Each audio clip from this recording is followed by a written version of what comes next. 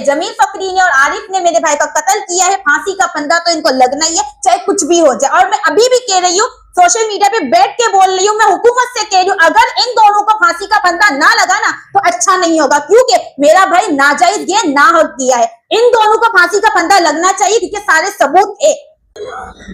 और जैसा कि आप लोगों को मालूम है कि आज मेरे क्रॉस क्वेश्चंस होने थे, आरिफ के वकील ने और दूसरा जो है जमील फकरी के वकील ने मुझसे करने थे, क्योंकि मेरा बयान पिछली डेट पर हो चुका था।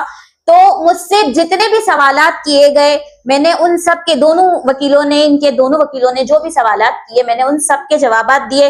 कुछ सवालात इनके ऐसे भी थे जो इनको नहीं करने चाहिए थे, तो जज साहब ने भी इनको कहा कि गलत है, आप लोग इस तरह के सवाल नहीं कर सकते हो। इसके अलावा जो आज नए सरकारी वकील आए थे हमारे लिए, स्पेशली जो हमारे केस के लिए, उन्होंने भी कई जगहों पर ऑब्जेक्शन उठाया कि नहीं, ये सवाल नहीं बनता है, ये सवाल गलत है।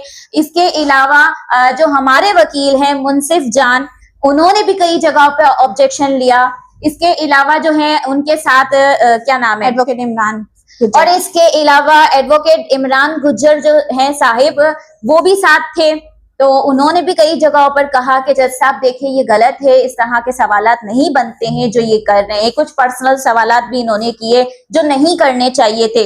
बहरहाल मुझे किसी भी बात का बुरा नहीं लगा, ठीक है, वो सब इनका काम था, इन्होंने मुझसे सवालात किए, मैंने उनको जवाबात दिए, बिल्कुल तरीके से जवाब दिए सारे सवालों के। और जहां पर मतलब मुझे थोड़ा बुरा लगा भी, लेकिन मुझे इसलिए बुरा नहीं लगा कि जज साहब ने उनको जो है उसको कवर कर लिया, ठीक है।